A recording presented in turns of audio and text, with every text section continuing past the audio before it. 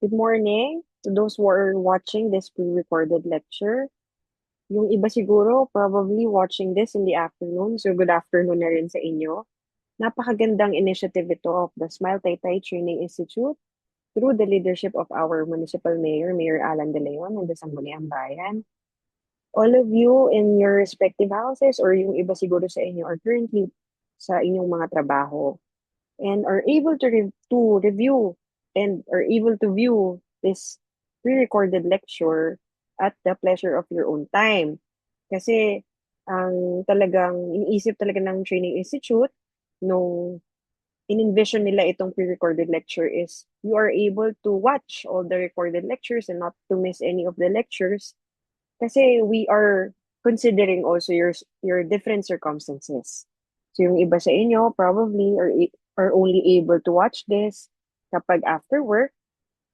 Ito yung maganda dito kasi yung iba sa experience namin on the review are unable to watch all the lectures kasi nga yun ay live or um, minsan hindi available kayo. However, since ganito na yung facility natin ngayon, we are able to discuss it at our own pace.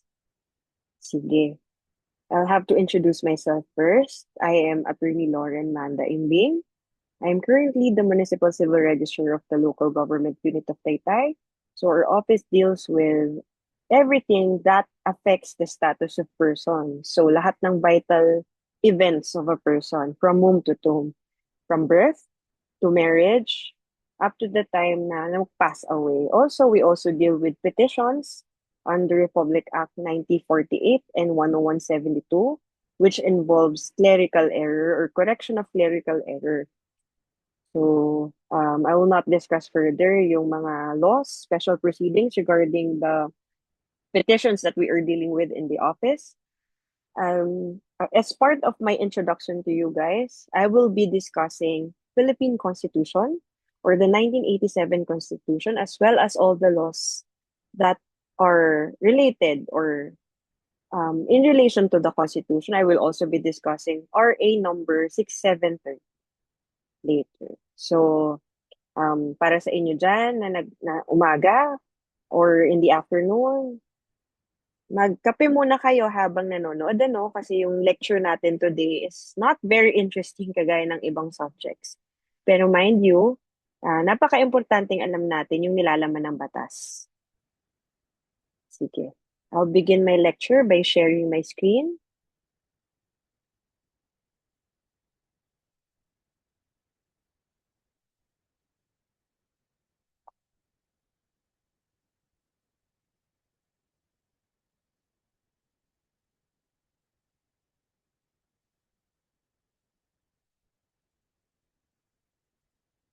Okay. I can't ask if you're able to see my screen because this is a recorded lecture. Okay. So, again, we will be discussing Philippine Constitution and Republic Act number 6713. This is a pre-recorded lecture for the May 2026 Civil Service exam review. Now, let's get to the outline or overview of the topics that we'll be discussing. First, of course, I want to introduce you to civil service, the concept of civil service, as well as the concept of a constitution, the parts of the constitution. We'll also discuss about the fundamental powers of the state. We'll be distinguishing each power as we go on. We'll also be discussing the introductory part of the Constitution, which is the preamble. Then we'll discuss national territory and the three branches of the government. After discussing the fundamental principles and the state policies, we'll be discussing Bill of Rights.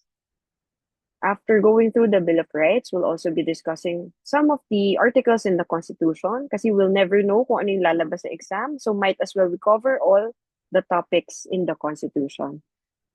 Then we'll also discuss and distinguish the different constitutional commissions And after discussing the Constitution, we'll go on and discuss Republic Act 6713. Ano ba tong batas na to at bakit kasama to sa coverage of the civil service exam? Dito makikita nyo na nilalaman nito ang norms of conduct of a civil servant. And we'll also be discussing the prohibited acts as enshrined under RA 6713, the penalties for violation of the law, and the importance of the SALN o yung Statement of Assets and Liabilities na dapat pinafile ng each public servant.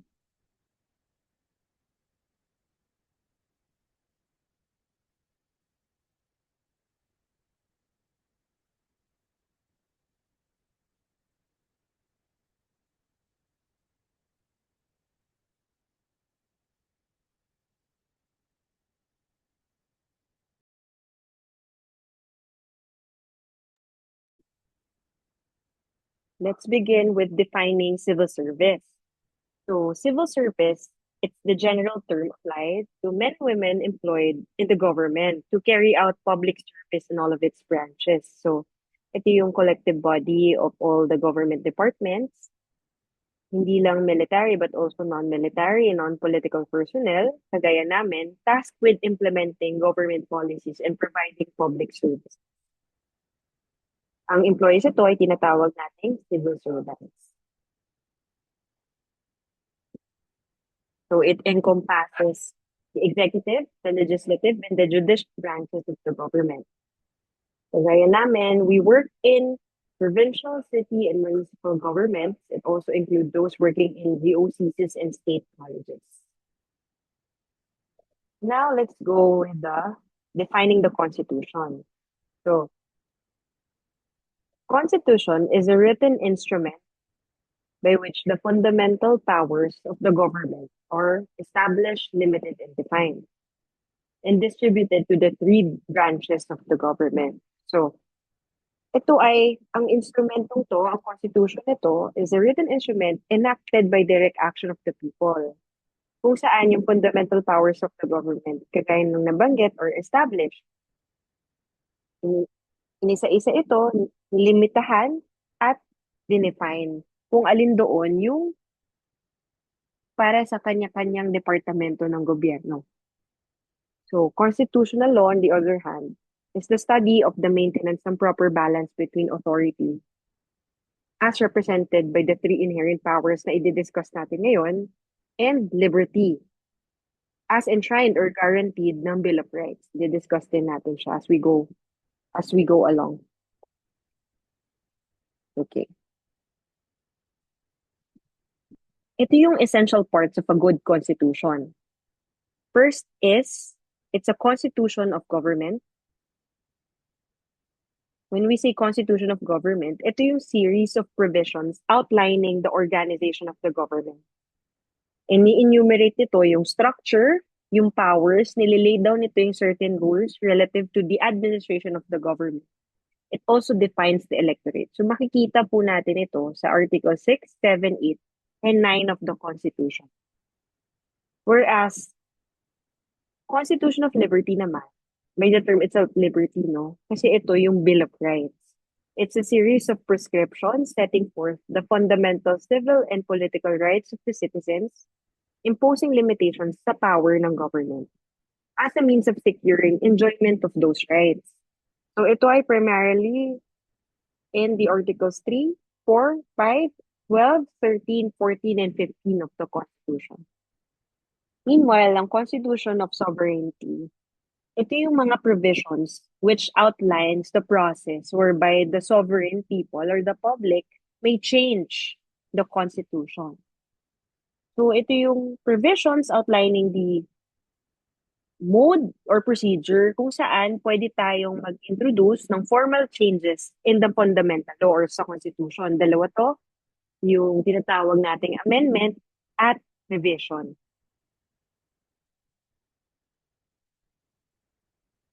Ito naman yung fundamental powers of the state. Iisa-isahin natin to.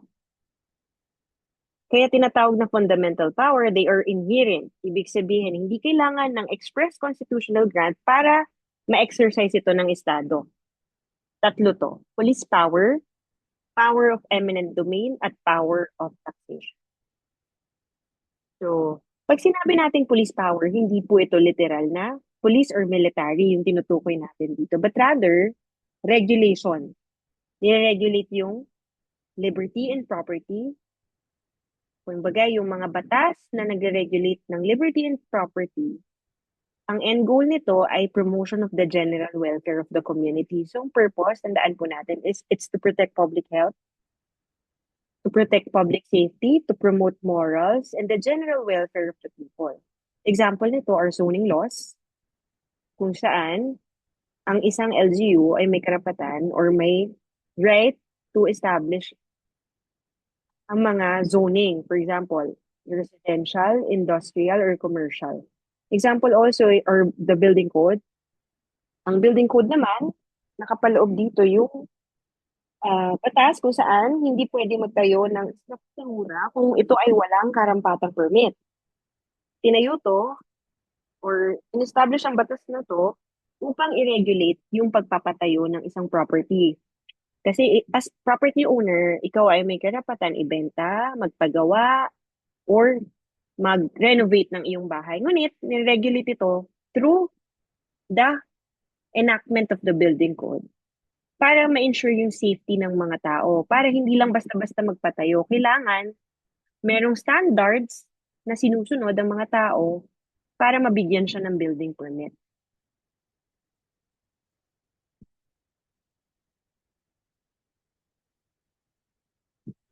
So, tandaan natin yun. Power of promoting public welfare by restraining, regulating the use of liberty and property. So, the other fundamental power naman or inherent power is eminent domain, also called the power of expropriation. It's the power to take private property for public use. Ang purpose naman ito, acquire property, private property for public purpose. So, ina-acquire to, tinitake ng gobyerno ang private property para magamit ng nakararamihan. Example nito, public roads, schools or parks. Pero hindi lang basta pagkuha. Kailangan may just compensation or mababayaran ng just compensation yung owner of the private property. The third inherent power is taxation by the term itself. So, tinatawag nating lifeblood of the government and taxes dahil kung wala ito, hindi po magpa-function ang government. But power by which the state exacts enforce proportional contribution from the people. Property, hindi lang income, pati property and the exercise of a right or profession within its territory. Again, ang purpose is to raise revenue for the purpose of defraying yung expenses of the government to fund government services and operations. Now, let's discuss each power through discussing certain cases decided by the Supreme Court. So again, ang police power is the most pervasive power and the least limitable kasi general welfare ang pinag-uusapan natin to.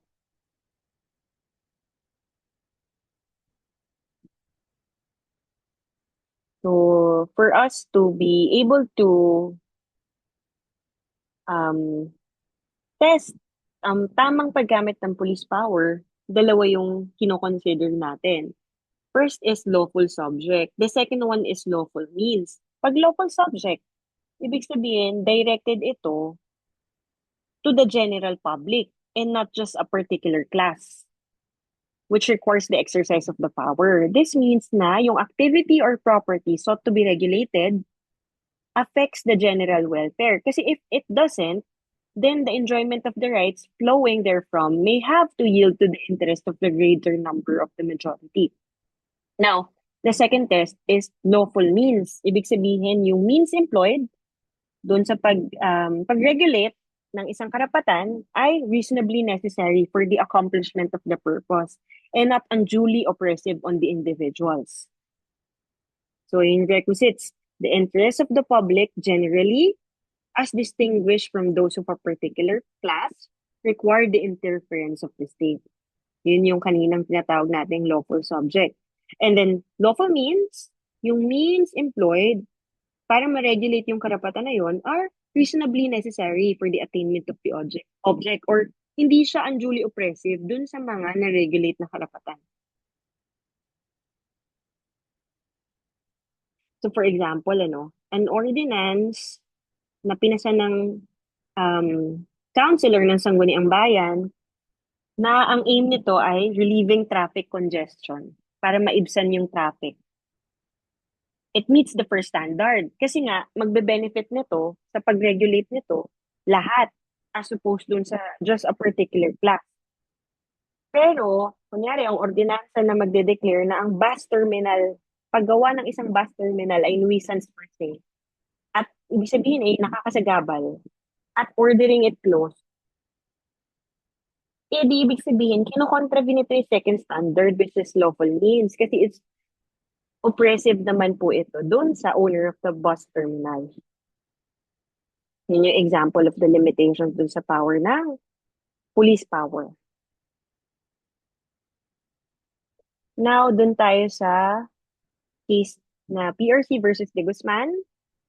Sabi ng Supreme Court, a constitutional right of every citizen to select a profession or course of study ay subject to fair, reasonable, and equitable admission and academic performance. While each of us, meron tayong karapatan para pumili kung ano yung profession na gusto nating kunin, hindi ito limitless.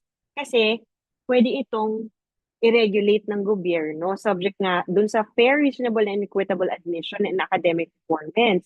Example ng kaso na to is yung regulation of the field of medicine. So, hindi lahat ay pwede maging doktor. Dapat, before siya maging doktor, mag-aaral siya ng medicine, magte-take siya ng board exam. At kailangan niya tong ipasa. So, yung PRC ay merong karapatan para i-regulate yung field of medicine para sa protection of the public from potentially deadly effects of incompetence and ignorance. Okay. So next inherent power is the eminent domain or the power of expropriation. Ano ba itong right na to? Ito yung inherent right of the state to condemn or to take private property to public use upon payment of just compensation.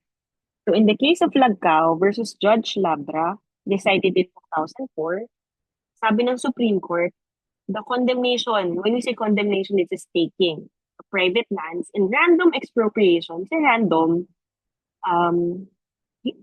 tinake into consideration ng Supreme Court kung ano yung kasi yung just compensation, this is a judicial concept. Kung ito ba ay dapat or ito ba ay mas i-weigh yung in consideration yung rights of the private property owner. So, sabi ng Supreme Court dito, yung taking ng private lands in random expropriation of small lots to accommodate no more than a few tenants or squatters, sabihin konti lang yung magbe-benefit, is certainly not the condemnation for public use contemplated by the Constitution. Kasi, dinideprive ito, yung affected citizen of his property for the convenience of a few, without perceptible benefit to the public. Di ba nga kanina, sinabi natin, it must be the benefit of all as distinguished from only a particular class. So dito sa kaso na to, yung Ordinance number 1843 was struck down kasi there was no evidence of a valid and definite offer to buy the petitioner's property as required by RA 7160. So ano ba yung RA 7160? This is the local government code. So the power of eminent domain, while it is inherent sa isang estado, meaning there's no law which requires, it means that kahit hindi kailangan magpasa ng batas para exercise na ng estado because inherent ito. Maaari itong i-exercise ng state. Pero when it comes to local government units, delegated po ang power ng LGUs sa pag-yield or pag-exercise ng eminent domain. Through the passing of the RA 7160 or the local government code, the LGUs may exercise eminent domain. Now, taxation naman. To distinguish between the power of police power and taxation, in one case, the Supreme Court held that yung difference between the two rests in the purpose for which the charge is made. So for example, if the generation of revenue is the primary purpose nung batas na yon or an ordinance na yon, and regulation is merely incidental, then that imposition is tax. Pero if yung main purpose nito or yung primary purpose nito is regulation, the fact that the revenue is only incidental dun sa law na yon, it does not make that imposition a tax. So yung EPIRA, the Supreme Court concluded yung universal charge imposed under the EPIRA is an exaction that invokes the state's police power because of its regulatory dimension. And yung imposition na yun, of a tax is only incidental to the regulatory purpose as enshrined or as discussed in EPIRA. Now, um,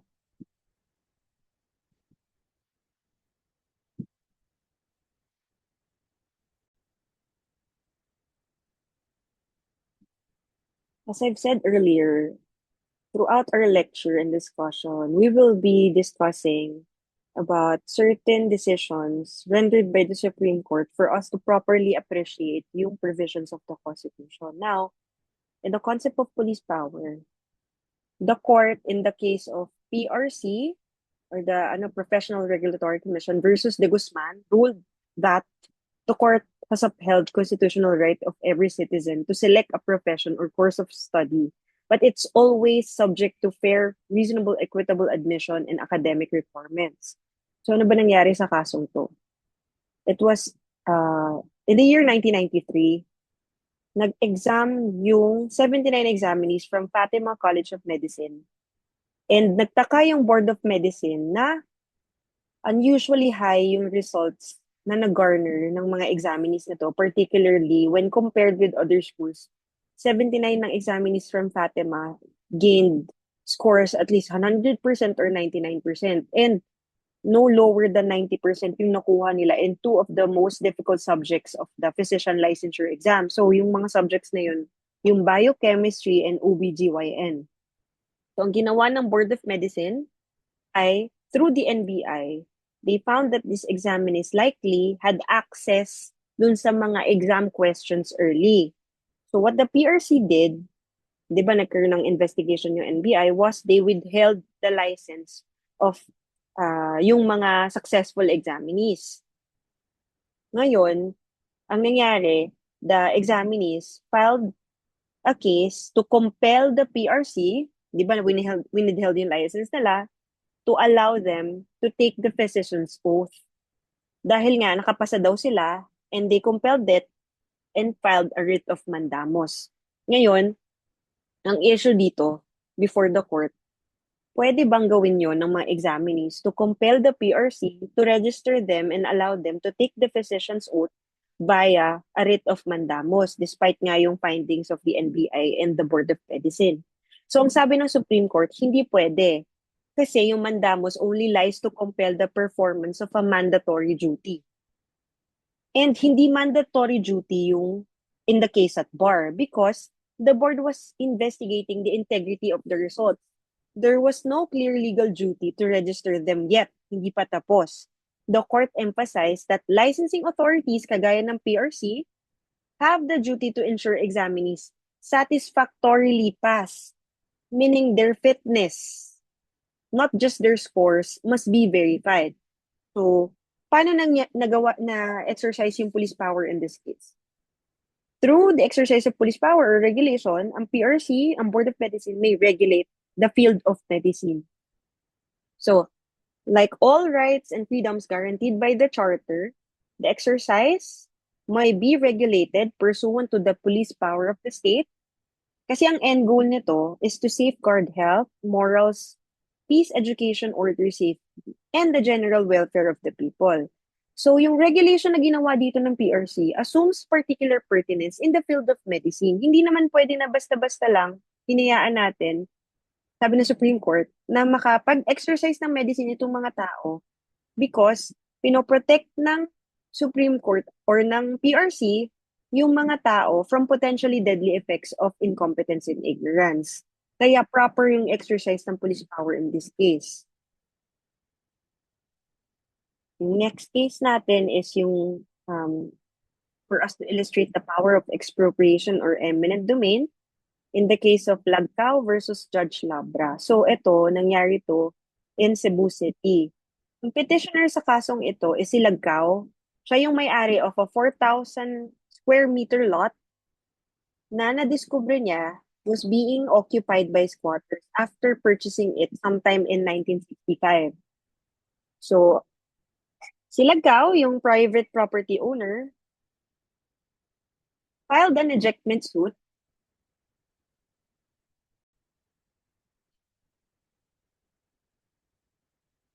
So in this case, the petitioner Lagcao, the owner of the 4,048 square meter lot, when he discovered na merong mga occupants nga yung lupa na pinagmamay-ari niya after niya mabili, ang ginawa niya, nag-file siya ng ejectment suit. Ibig sabihin, kumbaga, uh, pinail niya to para mapaalis yung mga settlers dun sa property na nabili niya. Nanalo naman siya dun sa kaso na yon, dun sa MPC ng Cebu. So, nung nanalo siya, a judgment in his favor, nag na pa-issuehan niya ng demolition order yung MTC. So, pag i-issue ang demolition order, meron niyang sheriff that accompanies yung property owner to the property para maserva ng notice yung mga occupants. However, then Cebu City Mayor Alvin Garcia intervened. So, ang ginawa niya, siguro nakiusap itong mga settlers noon sa property na yon sa mayor that time na isuspindi muna yung demolition habang hinahanapan daw yung mga settlers ng panibagong relocation site. Ngayon, in the meantime, di ba yung sa demolition order, before siya i-serve ng sheriff, di nag-intervene ang mayor before the court. Ang ginawa naman ng Cebu City Council that time, nagpasa siya ng ordinansa, ang council, ang Ordinance number 1843, kung saan in-identify yung same lot na yon. Kumbaga yung nabili niyang lot, yung kinatitirikan ng mga informal settler para daw po magamit sa socialized housing. So yung property niya, through an ordinance, kinonvert into socialized housing. So what Lagcao did, syempre, as private property owner, nag-file siya ngayon ng civil case against the judge who rendered the decision na in this case. And then, nag-file din siya sa city, Cebu City, to declare the ordinance, yung kaninang nabanggit ko, to have it declared null and void because nga naapektuhan yung property rights niya as the owner. So ngayon, ang question before the court, proper ba yun, yung ginawang expropriation ng Cebu City? Constitutional ba yung ginawa nila? Did they comply with the requirements para sa exercise ng eminent domain? So ang sabi ng Supreme Court in this case, yung ordinance na yon ay unconstitutional and void kasi hindi proper yung exercise of eminent domain by the Cebu City or the LGU. While LGUs have the power of eminent domain, hindi naman absolute ang power na to. It must be exercised only, again, yung keyword dito is public use. Public purpose or public use upon payment of just compensation. Hindi po pwedeng magtitake ng property ang LGU without just compensation. Plus, in the test of necessity, dun sa pag-take ng private property, ang sabi ng Supreme Court, walang genuine necessity. Hindi nag-fail ang City Council to prove na there was genuine necessity for the taking of the private property. So, the ordinance appeared, yung pinasa nila, to target a specific lot rather than serving a general public purpose. Again, the purpose or the general welfare of all as compared to the benefit of just a group or a particular class. So, in violation daw ito ng Republic Act 7279, which is the UDHA or yung Urban Development and Housing Act, which mandates strict hierarchy of acquisition, pinaprioritize yung government-owned lands rather than yung mga private lands. So the city, yung Cebu City, LGU, did not demonstrate that it considered these alternatives first before taking the private property. Plus, sabi ng Supreme Court, the city acted in bad faith by using the guise of finding a relocation site na yun yung ginamit nila to suspend the demolition. To instead, expropriate the land. yun yung mas proper na mode dapat na ginawa ng Cebu City. So, sabi again ng Supreme Court, the condemnation of private lands, meaning the taking of private lands in random expropriation ng small lots to accommodate no more than a few tenants or squatters, is certainly not the taking for public use contemplated by the Constitution. Kasi, dinideprive nito yung private property owner ng use or convenience ng property niya without perceptible benefit to the public. Moreover, prior sa passage ng ordinansang to, there was no evidence of a valid and definite offer to buy the petitioner's property in accordance sa batas. Again, ang ginawa kasi ng council dito, ang ginawa kasi ng city mayor, di ba pinasuspend niya yung demolition order? Kasi ang sabi niya, ang purpose ng suspension was hahanapan ng relocation site. But instead of finding a relocation site, what the city council did was they passed the ordinance, which tinutukoy din yung same property for the relocation site. Kaya ganun yung naging ruling ng Supreme Court in this case. So now, let's go to the inherent power to tax, o yung power of taxation. Itong sinight kong Supreme Court case here is the case of Hirochi versus Department of Energy. Now, in this case, yung Supreme Court, pinakita niya yung pagkakaiba between the two inherent power, which is police power and taxation. Ngayon, in this case, the court made a conservative distinction between the two, holding na yung distinction rests in the purpose daw for which the charge or yung fee is being made. If ang primary purpose ng fee na yon or ng charge is generation of revenue, at yung regulation is merely incidental lang dun sa purpose ng law na yon, then that imposition is a tax, or ang ginagamit ng power is the power of taxation. But if regulation is the primary purpose, the fact that revenue is only incidental does not make that imposition a tax. So the Supreme Court concluded na, in this case, the universal charge under the Electric Power Industry Reform Act, or the EMPIRA, is an exaction or charge that invokes the state's police power because of its regulatory dimension, and it cannot be considered as power to tax. Okay. So I have here a short assessment. Isang question lang naman ito.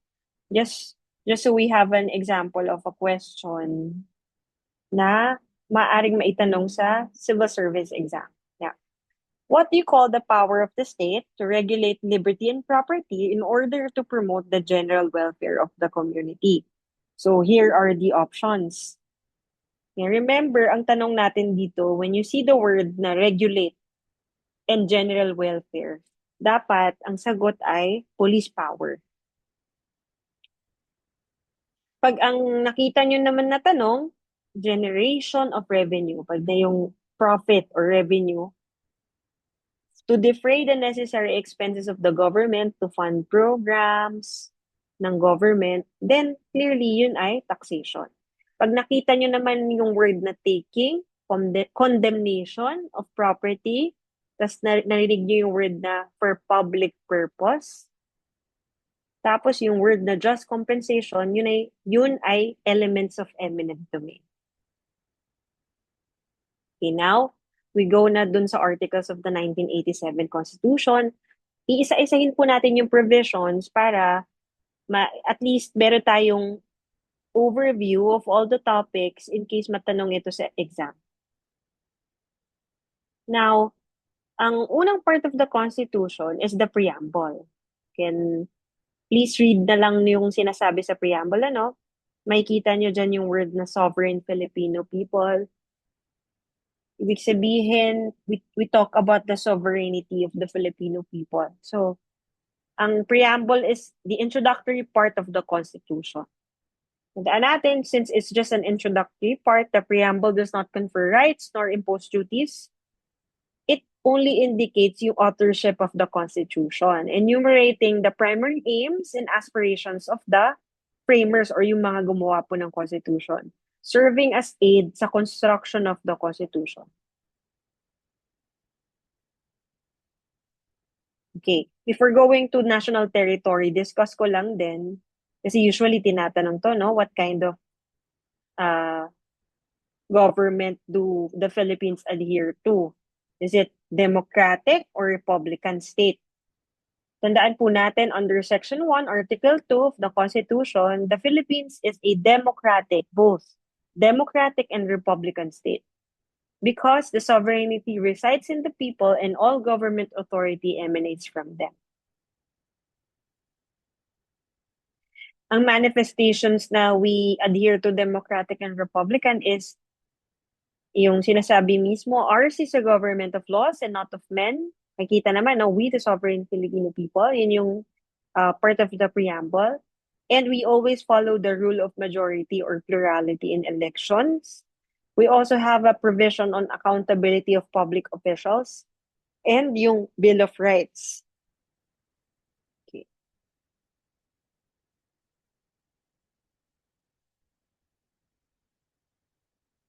Now, going back, Article 1 speaks about the national territory. So, the national territory comprises the Philippine archipelago with all the islands and waters embraced therein and all other territories over which the Philippines has sovereignty or jurisdiction. Ang Article 1, ang tinutukoy po nito is ano yung part of the national territory of the Philippines. Bakit importante na we know our national territory? Because our laws can only be applied or can only be used to guide citizens inside the national territory. But of course, it's subject to exception, ano? Pag tinatawag natin, extraterritoriality principle. So, the national territory, ito yung kinabubuan niya.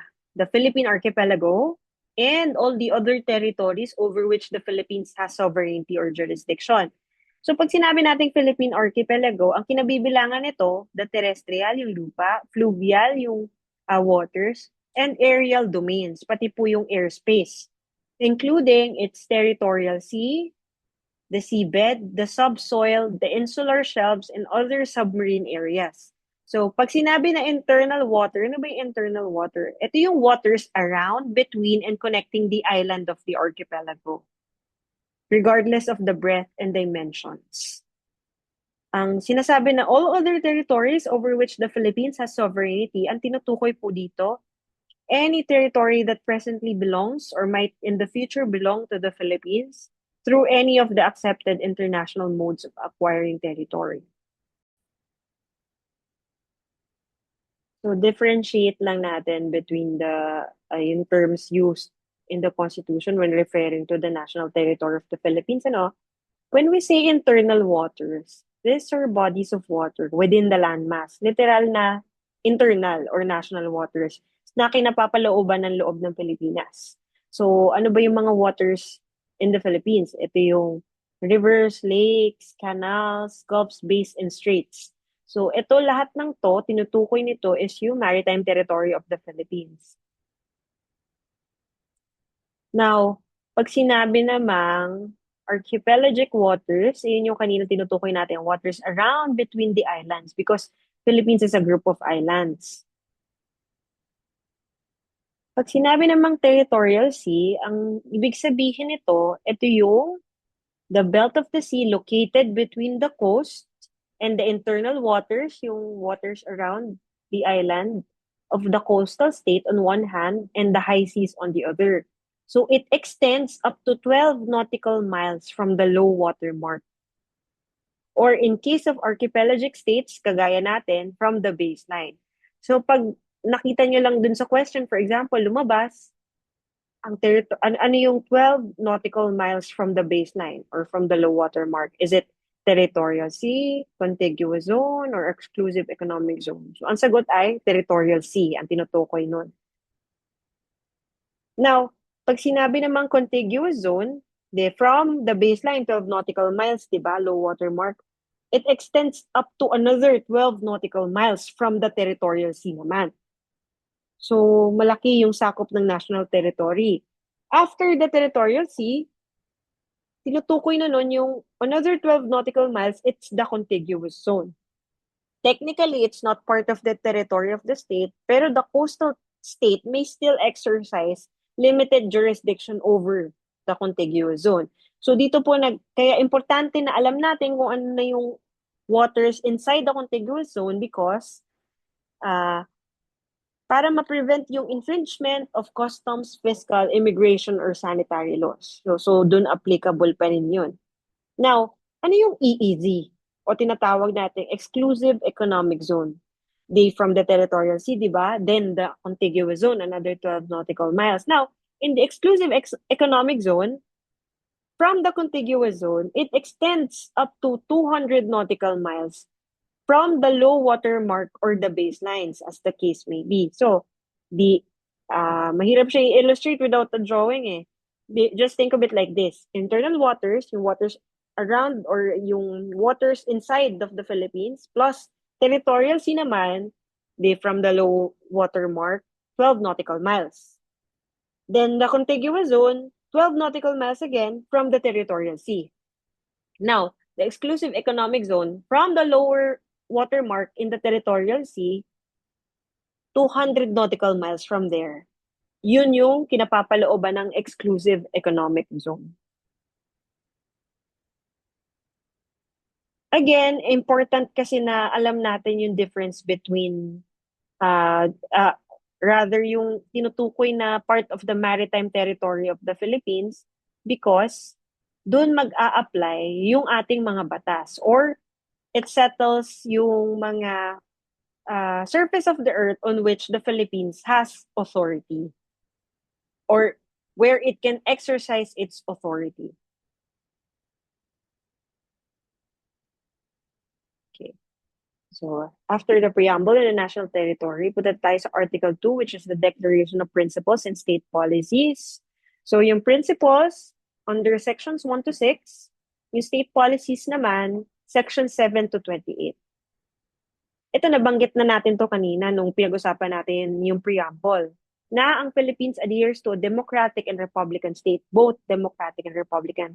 Ito, pag tinanong, usually, the Philippines adhere to what type of state or type of government?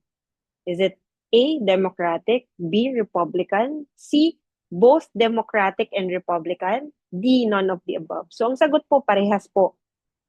Democratic and republican.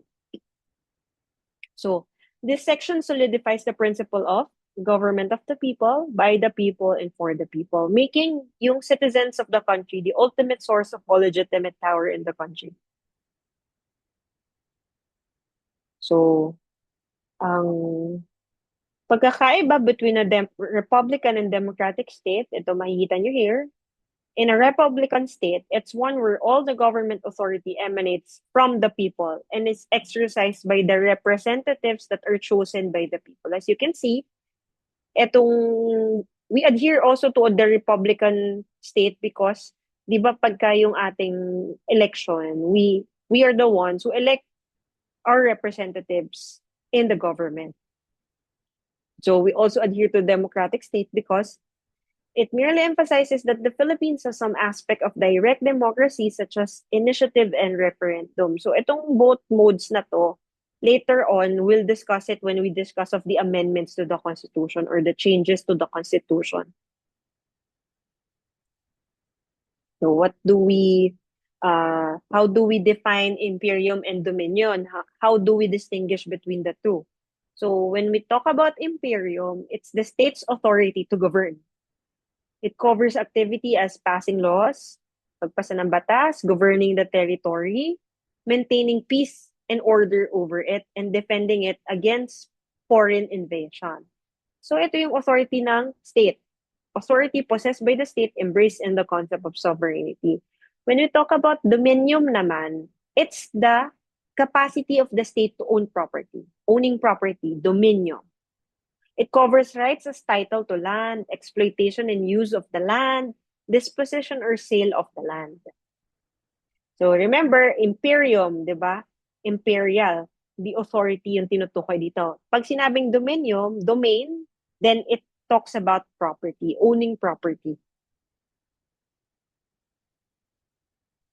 Under Section 2, ang tinutukoy naman ito, renunciation of war and incorporation clause, doctrine of incorporation. The Philippines renounces war as an instrument of national policy. Ito yung renunciation of war. Ang tinutukoy po natin dito sa Constitution ay aggressive war. Kasi tayo ay, when confronted with dispute, hindi naman pinagbabawal yung defensive war. Offensive war or aggressive war yung nire-renounce as an instrument of national policy. Then the second one is the incorporation clause o yung tinatawag natin doctrine of incorporation, which states that the Philippines adopts the generally accepted principles of international law as part of the law of the land. So, bukod doon, the Philippines adheres to the policy of peace, equality, justice, freedom, cooperation, and amity with all nations. So, ito yung ibig sabihin ng doctrine of incorporation. Our courts have applied the rules of international law in a number of cases decided by the Supreme Court, even if those laws or yung rules have not been previously subject of statutory enactments. Ibig pong sabihin, ang ginagawa natin when we are confronted with disputes, rather the judiciary, what the judiciary is doing is it applies rules of international law, kagaya ng mga yung UNCLOS, yung pinapapalooban ng United Nations Convention on the Law of the Sea, ina-apply natin siya to our rulings, even if wala tayong direct law na ina-apply ito, yung statutory enactments. Because we adhere, nakalagay mismo sa ating constitution na itong generally accepted principles of international law are automatically part of our own laws. So when we talk about generally accepted principles of international law, ang ibig sabihin nito, norms of general or customary international law which are binding on all states. Section 3, civilian supremacy naman ito. Civilian authority is at all times supreme over the military. So the AFP or the armed forces is the protector of the people and the state. Its goal is to secure the sovereignty of the state and the integrity of the national territory. Section 4 naman speaks about the duty of the government to serve and protect the people. So the government may call upon the people to defend the state, and in the fulfillment thereof, all citizens may be required under conditions provided by law to render personal, military, or civil service. So kaya part of our curriculum before was yung NSTP or pati yung training, basic military training that are being taught to students because nasa constitution naman natin yon as a guide na while the government has the primary duty to defend or to serve and protect the people, the government may still call upon the people to defend the state against foreign invasion. And in the fulfillment nga nun, pwede pong i-declare or itawag ng state yung citizens as may be required to render personal, military, or civil service. Section 5, maintenance of peace and order, protection of life, liberty, and property, and the promotion of the general welfare, essential enjoyment by all people of the blessings of democracy. Again, it's a manifestation that the Philippines adheres to a republican and democratic state. Section 6 talks about the separation of the church and the state naman. So nakala-clear po yan under Section 6, separation of the church and the state shall be inviolable. So, balik ko lang here, Section 6, it's part of our constitution because as we all know, we're a heavily Catholic country, but that doesn't mean that the lawmakers or the Philippine government will automatically consent or adhere to the teachings of the church because clear yun sa constitution that the two should be separate. And then Section 7, the state shall pursue an independent foreign policy in its relations with other states. Yung laging paramount consideration shall be the national sovereignty, territorial integrity, national interest, and right to self-determination. So while the Philippines, di ba part tayo of the UN, we pursue kasi an independent foreign policy still. So in dealings with other states or other countries, ito yung laging consideration of our Philippine representative should always be national sovereignty, the integrity of the Philippines, and national interest. Section 8 naman talks about the Philippines, consistent with the national interest, adopts and pursues a policy of freedom from nuclear weapons in its territory. So, yun. Self-explanatory naman din tong section na to. And then section 9, the state shall promote a just and dynamic social order that will ensure the prosperity and independence of the nation, freeing the people from poverty through policies that provide adequate social services, promoting full employment, a rising standard of living, and an improved quality of life for all. So, mind you, sa mga listeners of this pre-recorded lecture, ang ginagawa natin right now, pinapasadahan po natin lahat ng provisions of the Constitution for us to get a proper background kung bakit part of the exam ang Constitution. And makikita nyo, laging puro nakalagay dito is yung Constitution, most of its provisions serves as guides in guide ng mga policy makers or ng legislature in enacting or passing laws. So, ang usual na pagpapasa sila ng batas, isa-cite nila yung provision of the Constitution na kaya pinasa yung batas is by virtue of the Constitution that says promotion of full employment, for example, or rising standard of living or improved quality of life for all. Think of it like the Bible of all laws. Yun ang importance of the Constitution. So, Section 10, the state shall promote social justice in all phases of national development. Section 11 naman, state values the dignity of every human person and guarantees full respect for human rights. And example ko nito, Section 12.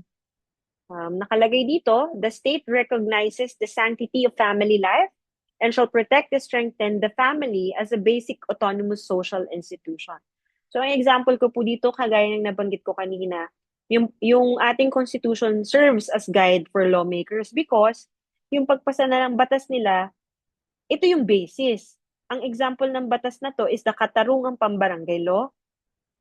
Bakit tayo may tinatawag na Katarungang Pambarangay Law? It's because the state recognizes the importance of the family as it's the basic autonomous social institution. So under Katarungang Pambarangay Law, when a dispute is against family members, hindi po ito automatically sinasampa before the courts.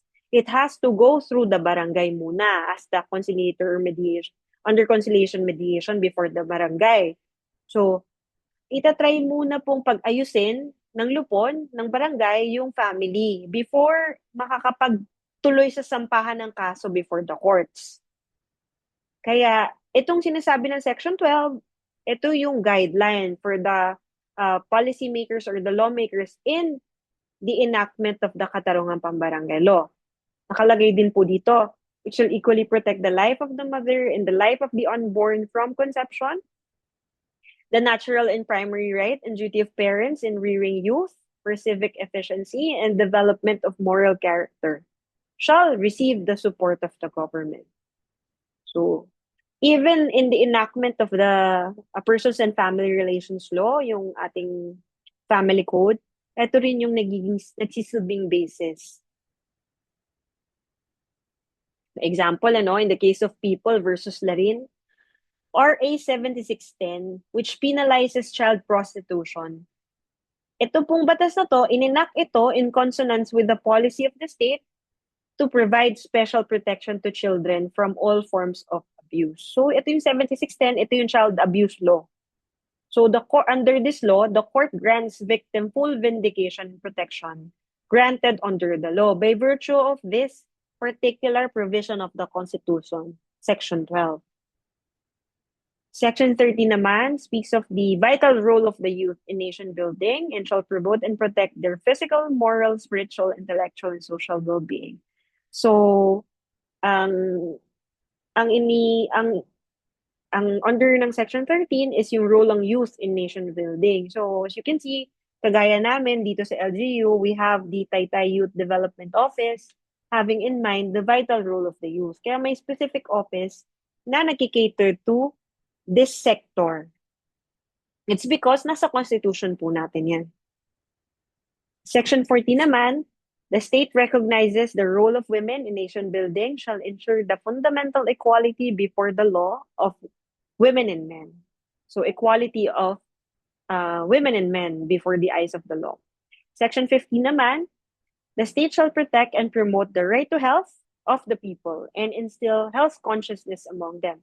So example, again, in the passing of the Sanitation Code of the Philippines, ang guide ng Congress or ng lawmakers in enactment of the Sanitation Code is Section 15. Specifically, in the promotion of the right to health, there are proper guidelines that the DOH or the Department of Health adheres to and prescribes before funeral parlors or before the LGUs in the issuance of the transfer permit, pag-transfer ng cadaver, and in the issuance of the exhumation permit, yung kuha ng buto or remains of a person. Kasi kagaya nito, example ko, yung kagaya sa ini-issue namin sa office namin or ini-endorse namin to sa health office before a person is issued an exhumation permit, dapat ang cadaver must be at least 5 years na from the time na nilibing. Kasi nga, pinoprotektahan natin yung hazardous effect if it's exhumed before 5 years. What if the person died of contagious diseases? Kaya ito ay ini-issue, yung exhumation permit, ini-issue ng ating health office. Section 16 naman, the state shall protect and advance the right of the people to a balanced and healthful ecology in accord with the rhythm and harmony of nature. So, example ko naman dito is the case of Oposa versus Factoran, where the Supreme Court held that the petitioners, yung nagsampa kasi ng kaso dito are minors that are joined by their parents.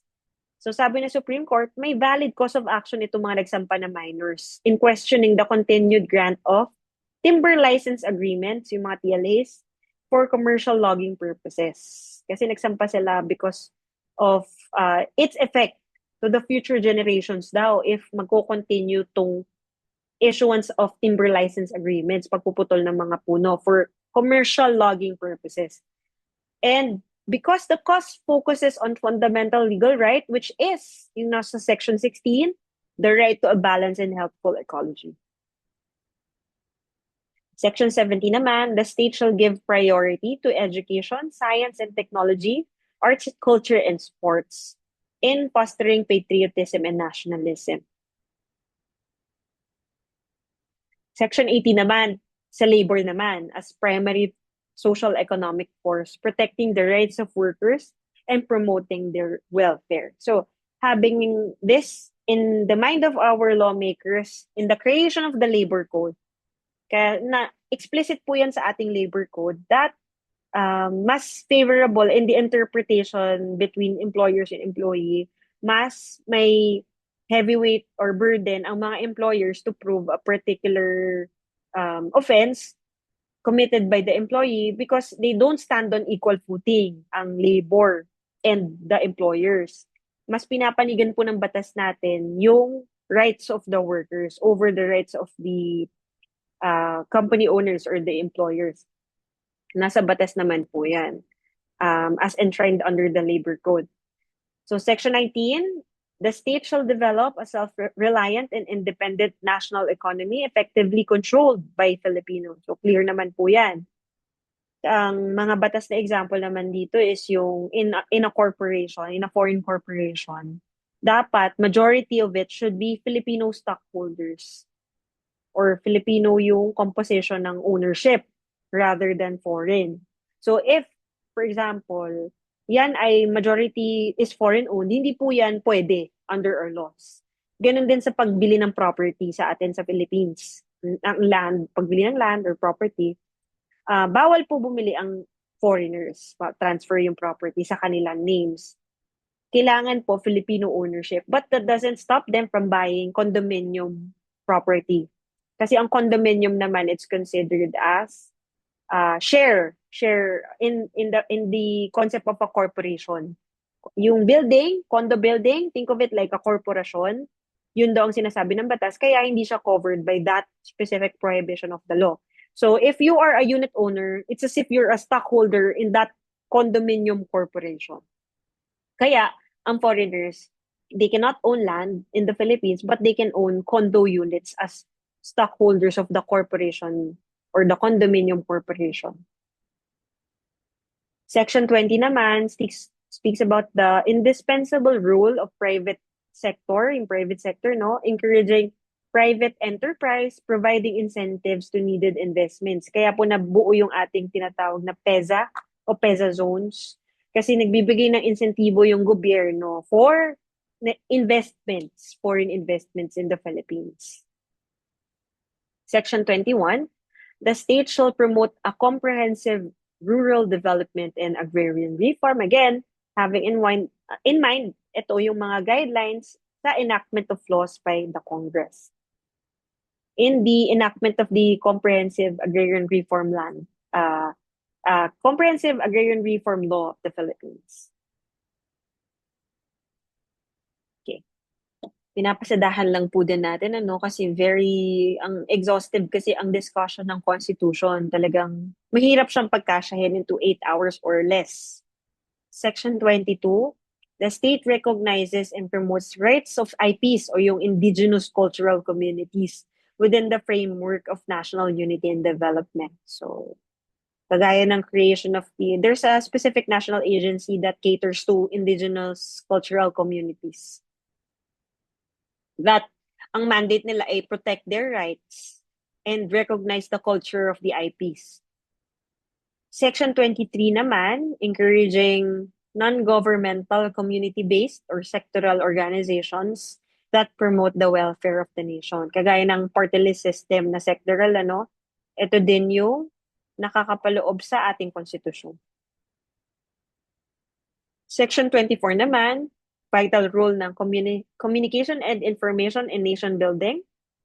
Section 25, the autonomy of local government. So, yung creation ng ating RA 7160, yung Local Government Code, by virtue of Section 25 din to as a guide, which ensuring the autonomy of local governments. Okay. Section 26 naman, equal access to opportunities for public service, prohibiting political dynasties as may be defined by law. So, ito yung sinasabi ko po kanina, paulit-ulit sa inyo na ang mga provisions of the Constitution by itself, hindi siya nagsaserve as a law para masasampahan mo ng kaso yung iba. Kasi it serves as a guide. So under Pamatong versus Comelec, ito yung pinapakita sa inyo dito sa kaso na to, yung provisions ng Constitution does not by itself bestow a right to seek presidency. It does not contain a judicially enforceable constitutional right. It's merely a guideline for legislative action. So by itself daw, you cannot sue someone and cite the Constitution. Kasi nga po, the Constitution is a mere guide for legislative action for the enactment of laws. So the provision of the Constitutions are not intended to compel the state or the government to enact positive measures that would accommodate as many as possible into public office. The privilege may be subjected to limitation. Ang isang limitation under election laws is the Omnibus Election Code. Okay. Under Section 27 naman, the state shall maintain honesty and integrity in public service and take positive and effective measures against graft and corruption.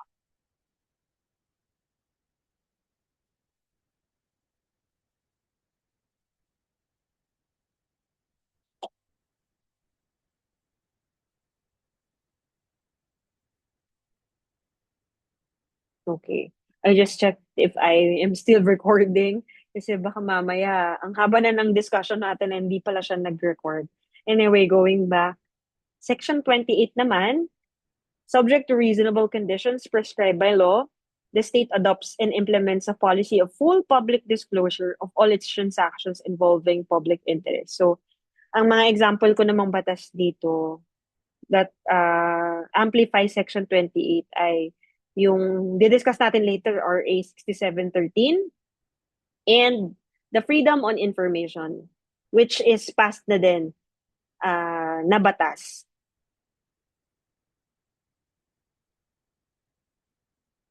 Okay. So, natapos tayo sa State Principles and Declaration of Policies. Ito yung question natin here. What has been renounced as an instrument of national policy under Article 2, Section 2 of the Constitution? Is it war, terrorism, coercion, or election? Parang kanina medyo pinaulit-ulit na natin to. So, syempre, ang sagot natin ay war. So, ngayon, pag yung tanong naman doon nadagdagan, kunyari, pampalito, letter A, offensive war or aggressive war. Letter B, defensive war. Letter C, war. Kunyari lang, may mga ganong example lang na pampalitong question or confusing questions. Tandaan niyo po, ang nire-renounce as an instrument of national policy is only aggressive war or offensive war, but not defensive war. Okay, eto na tayo. Next topic na natin ay yung Article 3 Bill of Rights.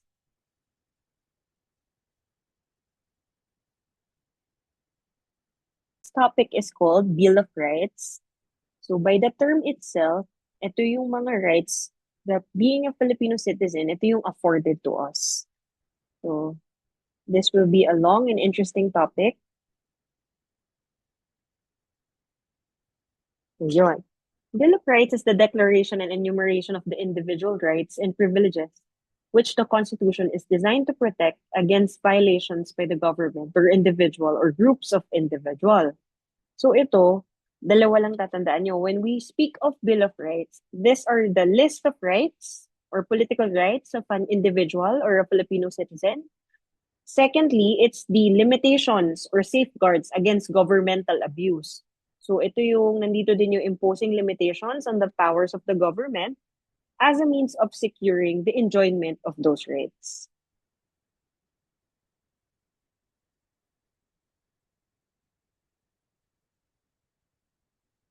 Okay. I was just checking if it's recording. Okay. To enumerate the rights, we have what we call natural rights, constitutional rights, statutory rights. So under constitutional rights, meron tayong civil rights, social and economic rights, and rights of the accused.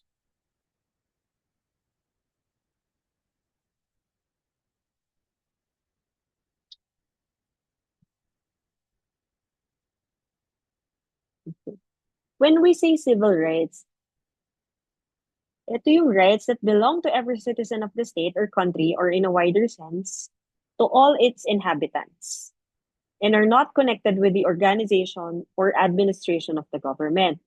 So, meaning, by being a citizen of that country, ito yung mga rights that are afforded to you by being mere inhabitants of that country. So, example, rights to property, rights to marriage. So, rights to property, meaning right to own property, to dispose of property, to sell or encumber property. Equal protection of laws, freedom of contract. Ito yung mga example of civil rights. On the other hand, when we say political rights, they refer to the right to participate directly or indirectly in the establishment or administration of a government. So, ito yung rights for being a citizen of that country that relates to the management of the government. So, ano-ano ba yung examples? Right of suffrage, which is yung right mo para bumoto, right to hold public office, the right to petition, and in general, the rights pertinent to citizenship via the management of the government. So basta yung mga karapatan mo na may kinalaman sa administration of the government or management of the government, those are political rights. Now let's go to Section 1 of the Bill of Rights. So Section 1 of the Bill of Rights refer to the due process of law and the equal protection of laws.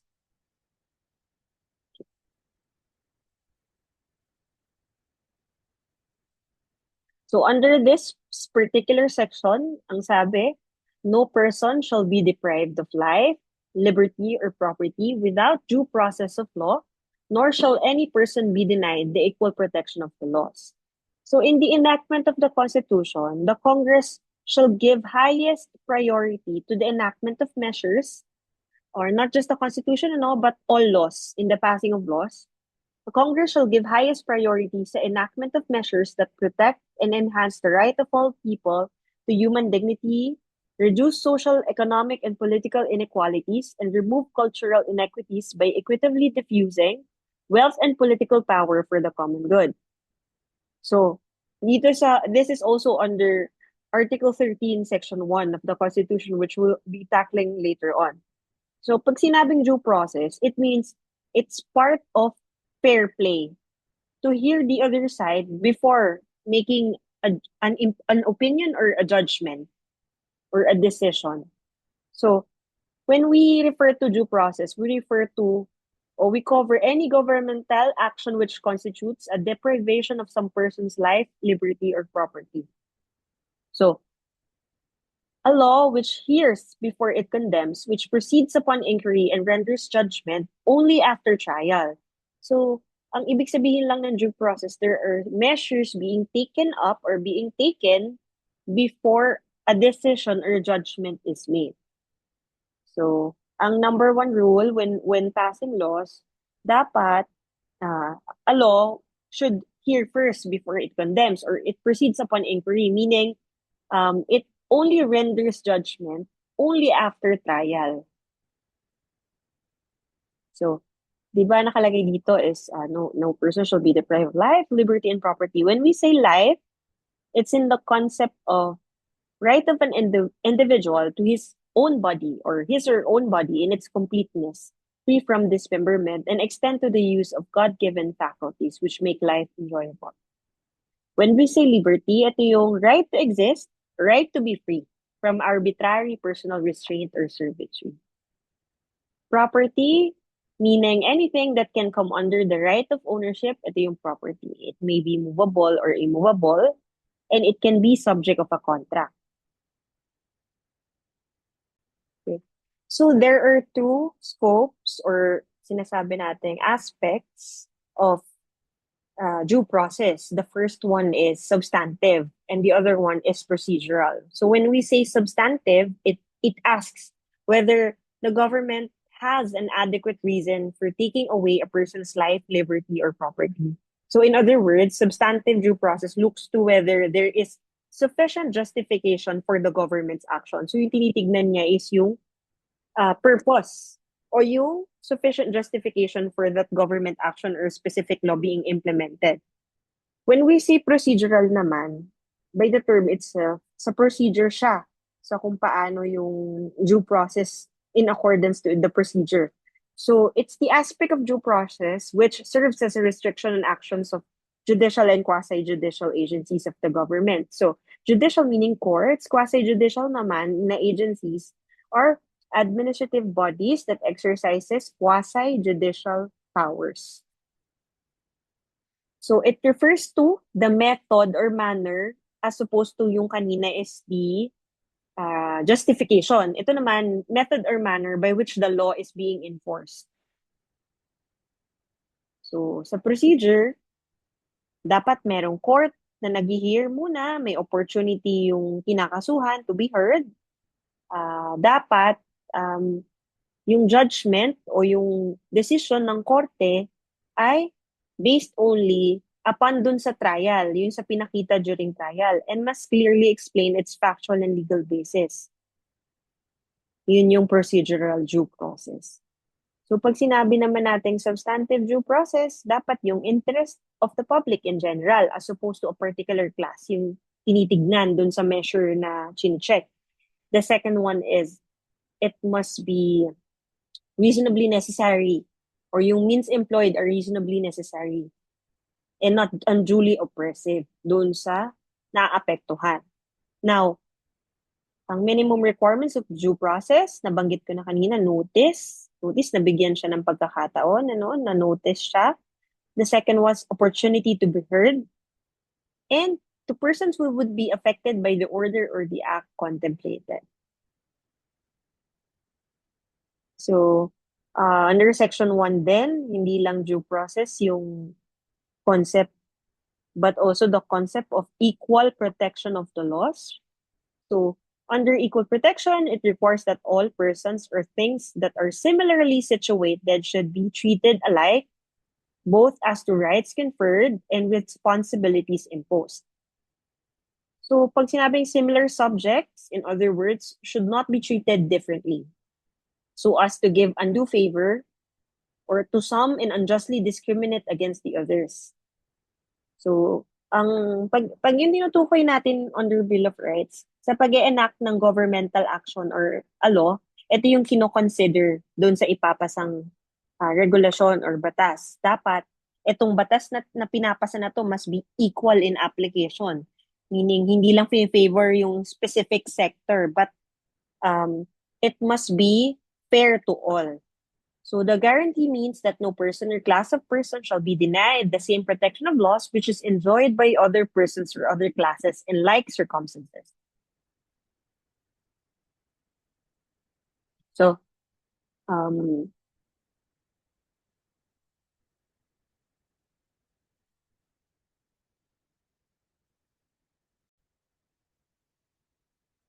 so mag-cite tayo ng specific landmark cases involving equal protection of the laws. So as you can see, yung ating laws against foreign ownership as opposed to our Filipino first policy, no? So in the passing of laws, ang laging kinoconsider sa equal protection of laws, yung foreigners ba and Filipino nationals, are they similarly situated? Obviously not, no? Kasi yung peso, napakababa po ng peso. So nagpasa po ng mga batas that amplifies the Filipino first policy. Example nito is yung ownership of land. Di ba, only Filipinos may own land, properties rather.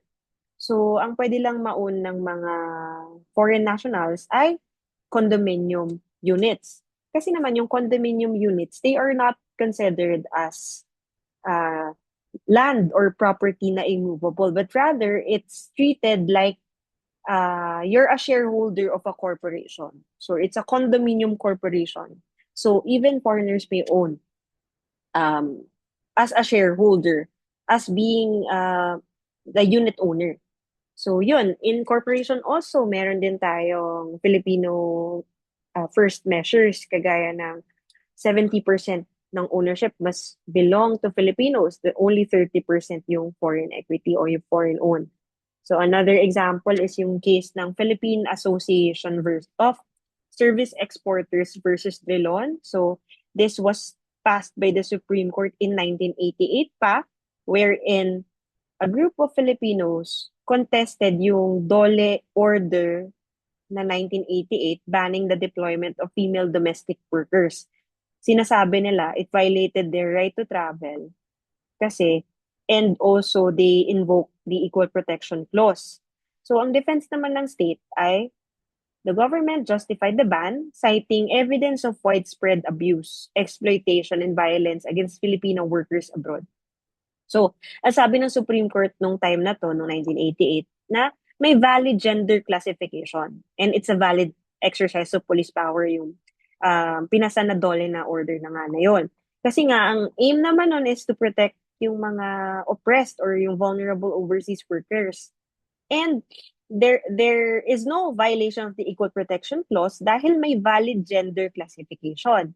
So the sex-based classification, being babae at the time in a foreign country, was deemed reasonable because at that time, statistics showed Filipino domestic helpers faced a higher risk of exploitation more than men. So yun. Mind you again, when passing law, syempre, tinitignan natin yung applicable at that time when it was passed. So the next section naman is Section 2, which refers to unreasonable searches and seizures. So right against unreasonable searches and seizures. So concept ng Section 2 is that the right of the people to be secure in their persons, houses, papers, and effects against unreasonable searches and seizures of whatever nature and for any purpose shall be inviolable, and no search warrant or warrant of arrest shall issue except upon probable cause to be determined personally by the judge after examination under oath or affirmation of the complainant and the witnesses he may produce, and particularly describing the place to be searched and the persons or things to be seized. Okay. Himay-himayin natin, ano? Medyo mahaba yung provision na to. So, yung ibig sabihin na to, Section 2 refers to hindi pwede ma-search yung tao, literal, yung person niya, yung gamit niya, yung documents niya without a valid warrant, search warrant kapag yung tinitignan is document or things. Warrant of arrest is kapag hinuhuli naman yung tao, inaaresto. So, ang nature na to, it's personal, meaning it may only be invoked by the person entitled to it. Ang general rule, yung GR dito sa slide na to, refers to general rule. So only a judge may issue or may validly issue a warrant. So pag natanong sa civil service exam, who may validly issue a warrant under section 2? Is it the police? Is it the peace officers or local government officials? Is it the judge? So ang sagot po nito, judge. Only the judge may validly issue a warrant. So the Constitution grants the authority to issue a warrant of arrest or a search warrant only to a judge upon fulfillment of certain basic constitutional requirements. So since it's a general rule, may exception to the general rule, which is stated in the case of Morano versus Vivo. So sa kaso na to, the Supreme Court held that orders of arrest may be issued by administrative authorities. So ito lang yung example, ano? So dito sa section 2, yung nag-i-issue lang daw is si judge. Dito sa kaso na to, exception is even administrative authorities may validly issue a warrant, but only for the purpose of carrying out a final finding of a violation of law. So example is the order of deportation or an order of contempt, but not for the sole purpose of investigation or prosecution. Kasi if it's for prosecution or for investigation, judge lang po ang pwede mag-issue ng warrant. So order of deportation of, kunyari, aliens or foreign nationals, pwede ang administrative body, the Bureau of Immigration, may issue that specific warrant. But ang purpose lang nun is for deporting that individual. So section 3, it's the right to privacy of communications and correspondence. And the second one being discussed under section 3 is yung inadmissibility of evidence. So under section 3, the right to privacy of communication and correspondence shall be inviolable except upon lawful order of the court or when public safety or order requires. Otherwise, as prescribed by law. So, general rule, bawal, meaning inviolable, yung right to privacy of communication and correspondence. So, when ang exception lamang dito is yung first is the lawful order of the court, the second one is when public safety or order requires. So, if there is a violation of the right to privacy of communication and correspondence, ang sabi sa number 2, lahat ng ebidensya na na-obtain, if may violation nga or may violation ng right sa privacy ng communication and correspondence, all the evidence obtained are inadmissible in evidence. So, yun yung nakalagay dito sa section 3.